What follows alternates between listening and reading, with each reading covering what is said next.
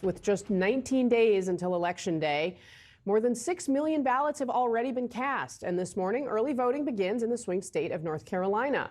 With time running out, Donald Trump and Kamala Harris each trying to find new ways to reach swing voters.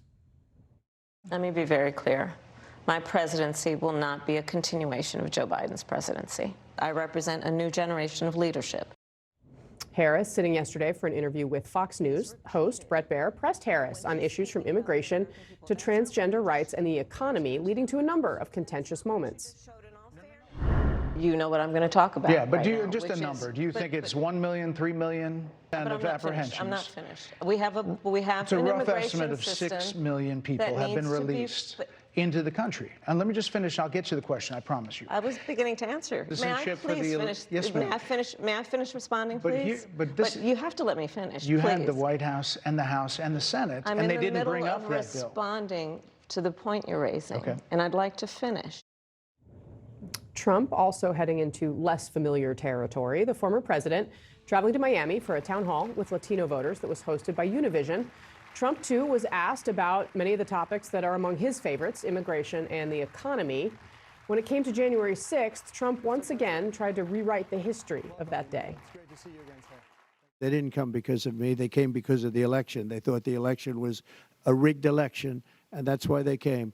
Some of those people went down to the Capitol. I said, peacefully and patriotically, nothing done wrong at all, nothing done wrong. This was a tiny percentage of the overall, which nobody sees and nobody shows. But that was a day of love.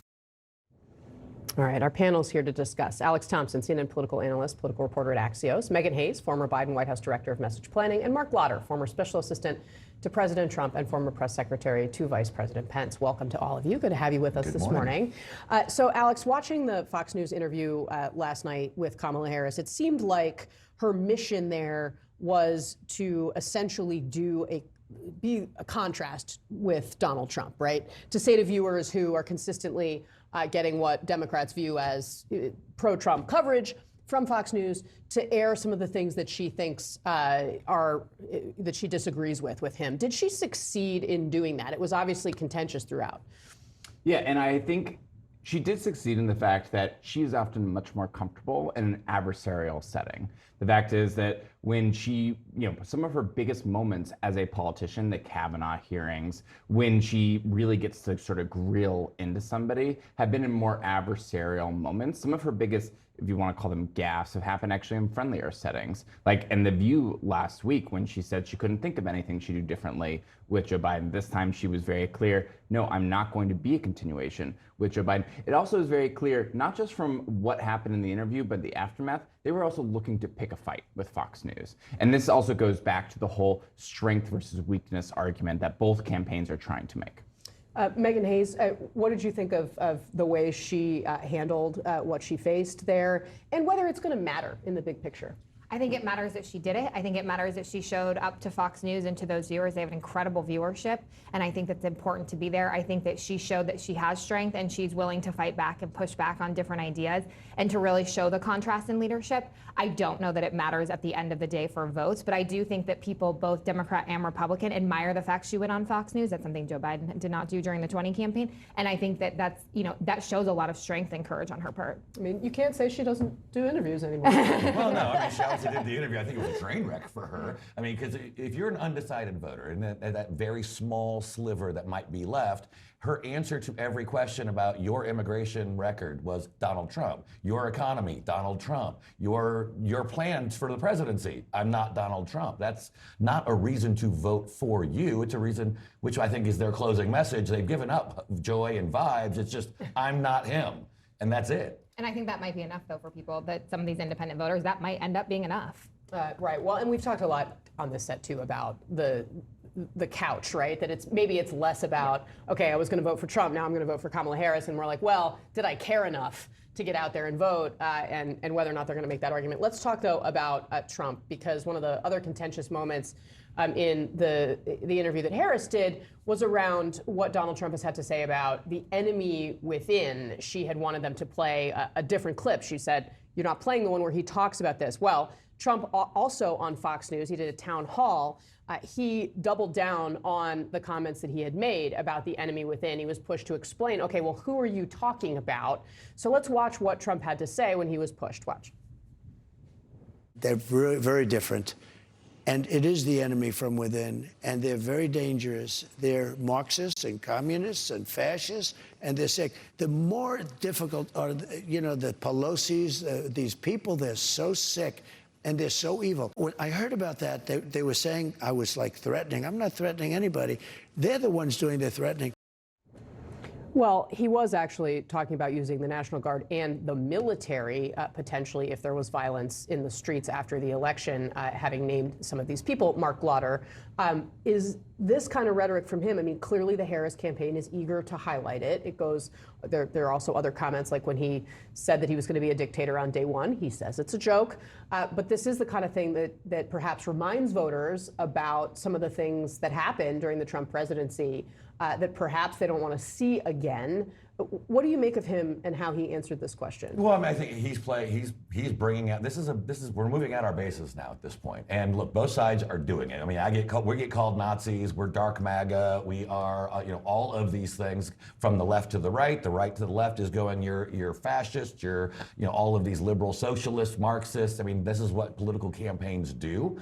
I don't like it, but that's how you motivate people on both sides of the aisle right now. Point taken, but he is playing with fire, in particular on mentioning the Pelosi's, not Nancy Pelosi, the Pelosi's. And the fact is that when, in 2022, Paul Pelosi was almost killed by someone that was really incited by some of this. And Donald Trump was almost killed twice. I mean, that we know of right now. Well, that's just a whataboutism. I'm just saying, he's mentioning the Pelosi's, not just Nancy Pelosi. And it feels like that's throwing gasoline on the fire. Megyn? Yeah, I mean, I would tend to agree with that. I also think the difference here is you don't hear these things coming out of the vice president's mouth. You don't hear the vice president saying that she's going to go after people with the military if she's elected. And I think that that's what makes people anxious and uncomfortable. But I do agree that this is getting people off the couch, and you are motivating your base and social media. It's a fundraising ploy, and it's a getting people off the couch ploy. All right, we're barreling towards quite a reckoning here. Joining us now, former Obama administration official and CNN commentator Van Jones, and Jonah Goldberg, editor of The Dispatch and CNN political commentator as well. Thank you both for being here. Van, to you, what did you think of the two responses that you saw there on the issue of immigration and some of the things that have been said by Donald Trump and Kamala Harris? I thought Kamala Harris did a magnificent job. First of all, I now hope Donald Trump will go on MSNBC and talk to Rachel Maddow, okay? Because that is very tough to do when you're on unfriendly territory. She went there. It was rude from the beginning. It was disrespectful from the beginning. He was talking over her. He was clearly not there to ask questions. He was trying to attack her on behalf of Donald Trump, and it did not go well for him because it's an ink block test. If you like Kamala, you're going to like it more. If you don't, you're going to like it less.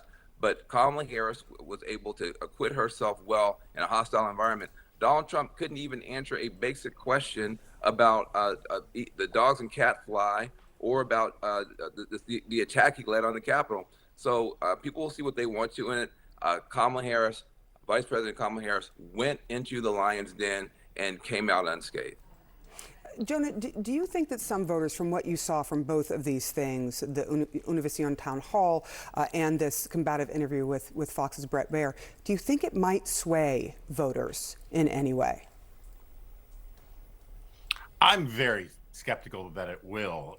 At the very least, I mean, this is a point that Van has made in the past. The test for both of these campaigns now is to get voters whose choice isn't between Harris and Trump so much as it's between staying home or voting for the candidate that they like. And so in this way, I think the Trump people thought this was a great interview for them. I agree that it was an ink blot. That's why they put out the entire interview on Twitter. And the Harris people think it was a great interview for them because they're trying to speak to different sets of voters. And because it's an ink block, different sets of voters that they're trying to get will see it differently. Where I disagree with Van on this is I think there's some legitimate criticisms about specific choices that Bret Baier made, but I think Bret Baier is a serious journalist. He gave Donald Trump a pretty serious interview too. I don't think he's comparable to someone like Rachel Maddow. I don't think he was necessarily intending to be disrespectful. I can understand why people would hear it that way because he was worried about her filibustering. I don't think she did a magnificent job. I think she did a conventionally mediocre job, maybe even a bad job, had some good moments. But I agree with Van, look, because it's an ink blot for most people, if you like, as Van said, if you like Harris, you liked it. If you like Trump, you didn't like it. I don't like either of them. And so I thought Trump's answers were appalling and continue to be appalling. And I think Harris's answers were underwhelming. And if this is a normal political season, I would say, God, she did a bad job. Nikki Haley or Ron DeSantis would do so much better. But that's not the world that we're living in.